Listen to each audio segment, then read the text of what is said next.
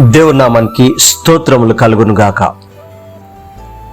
Bible గ్రంథంలోని ఆత్మల గురించి తెలుసుకునే మొదటి ఎపిసోడ్ తర్వాత రెండవ ఎపిసోడుగా పరిశుద్ధాత్మ గురించి ముఖ్యమైన బైబిల్ వచనాల గురించి తెలుసుకుంటూ ఉన్నాం. ఇవి పాత నిబంధన గ్రంథము మరియు క్రొత్త నిబంధన గ్రంథాలలో రాయబడి ఉన్నటువంటి కొన్ని పరిశుద్ధాత్మకు సంబంధించినటువంటి వాక్యాలు. ఇవి అన్ని చదువుకున్న తర్వాత మళ్ళీ ఒక్కొక్క అంశం గురించి ఇన్ డీటెయిల్గా ఎపిసోడ్స్, చిన్న చిన్న ఎపిసోడ్స్గా తెలుసుకుందాం. దేవుని నామానికి స్తోత్రములు కలుగును గాక. పరిశుద్ధాత్మ పాత నిబంధన గ్రంథం ముందుగా ఆదికాండము 1వ అధ్యాయము 2వ వచనంలో దేవుని ఆత్మ జలముల మీద అల్లాడుచుండెను. యెషయా గ్రంథము 11వ అధ్యాయము 2వ వచనంలో యెహోవా ఆత్మ జ్ఞాన వివేకముల ఆత్మ, ఆలోచన బలముల ఆత్మ, జ్ఞానమును యెహోవా భయమును కలిగించు ఆత్మ ఆయన మీద నిలిచియుండును అని రాయబడి ఉంటుంది.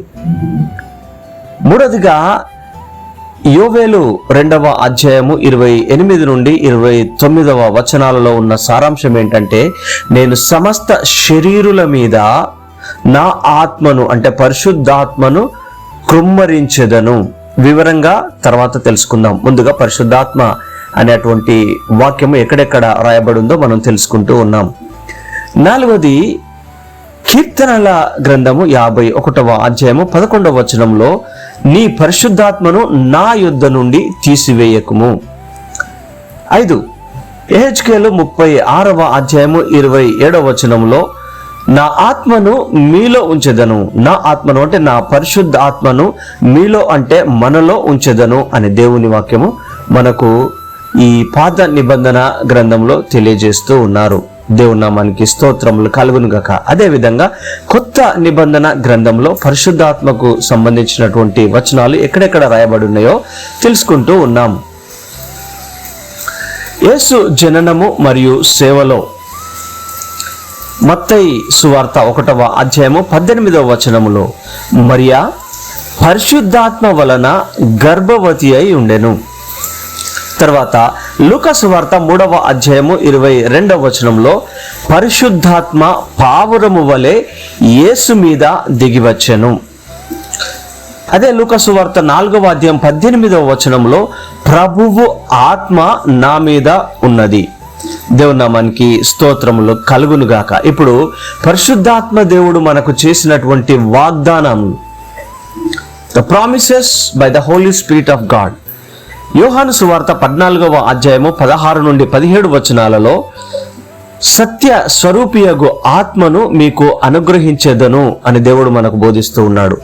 యోహాను సువార్త 14వ అధ్యాయము 26వ వచనంలో ఆదరణకర్త అయిన పరిశుద్ధాత్మ మీకు సమస్తమును బోధించును. యోహాను సువార్త 15వ అధ్యాయము 26వ వచనంలో సత్య స్వరూపియగు ఆత్మ నా విషయమై సాక్ష్యం ఇచ్చును. యోహాను సువార్త 16వ అధ్యాయం 13వ వచనంలో సత్య స్వరూపియగు ఆత్మ వచ్చినప్పుడు మిమ్మును సమస్త సత్యములోనికి నడిపించును. తర్వాత పరిశుద్ధాత్మ బాప్తిస్మము మరియు పరిశుద్ధాత్మ శక్తి. అపోస్తుల కార్యములు 1వ అధ్యాయము 8వ వచనంలో పరిశుద్ధాత్మ మీ మీదికి వచ్చినప్పుడు మీరు శక్తిని పొందుదురు. అపోస్తుల కార్యములు 2వ అధ్యాయము 1 నుండి 4 వచనాలలో ఉన్న వాక్య సారాంశం ఏంటిదంటే, పెంతెకోస్తు దినాన పరిశుద్ధాత్మతో నింపబడ్డారు. అపోస్తుల కార్యములు 2వ అధ్యాయం 38వ వచనంలో పరిశుద్ధాత్మ అనుగ్రహమును పొందుదురు. విశ్వాస జీవితంలో పరిశుద్ధాత్మ.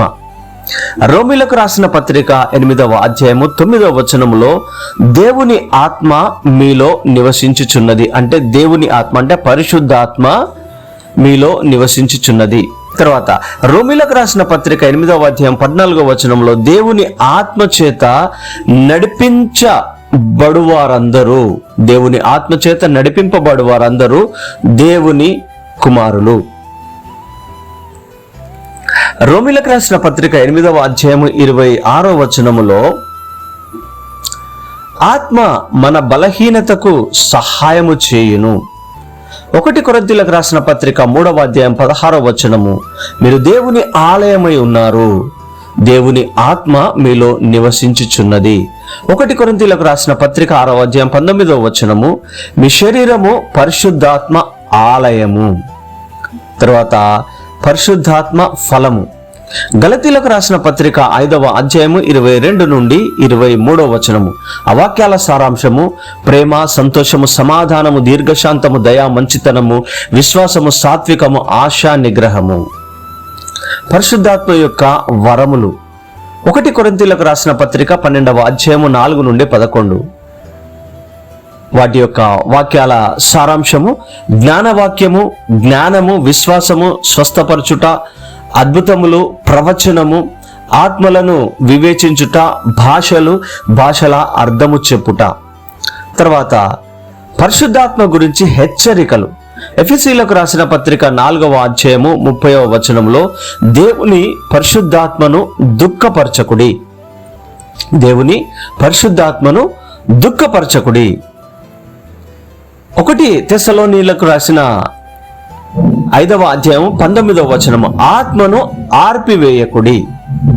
మత్తయి 12వ అధ్యాయము 31 నుండి 32వ వచనాల వాక్య సారాంశము, పరిశుద్ధాత్మకు విరోధంగా దూషణ చేయుట గురించి యేసు హెచ్చరించాడు. దేవుని నామానికి స్తోత్రములు కలుగును గాక. పరిశుద్ధాత్మకు బైబిల్లో ఉన్నటువంటి ముఖ్యమైనటువంటి పేర్లు ఏంటంటే పరిశుద్ధాత్మ, దేవుని ఆత్మ, క్రీస్తు ఆత్మ, సత్య ఆత్మ, ఆదరణకర్త అంటే కంఫర్టర్ ఆర్ హెల్పర్, కృప ఆత్మ, మహిమ ఆత్మ, దత్తపుత్రాత్మ. ఈ వచనాలు పరిశుద్ధాత్మ యొక్క వ్యక్తిత్వం, పరిశుద్ధాత్మ యొక్క కార్యం, పరిశుద్ధాత్మ చేయు కార్యం, పరిశుద్ధాత్మ యొక్క వరములు, పరిశుద్ధాత్మ యొక్క ఫలితములు మరియు విశ్వాస జీవితంలో వారు చేసే అటువంటి పాత్ర గురించి సమగ్ర అవగాహనను ఇస్తాయి. ఈ యొక్క పరిశుద్ధాత్మకు సంబంధించినటువంటి బైబిల్లో ఉన్న ముఖ్యమైనటువంటి పేర్లు. దేవుని నామానికి స్తోత్రములు కలుగును గాక. 3వ ఎపిసోడ్లో క్లియర్గా తెలుసుకుందాం.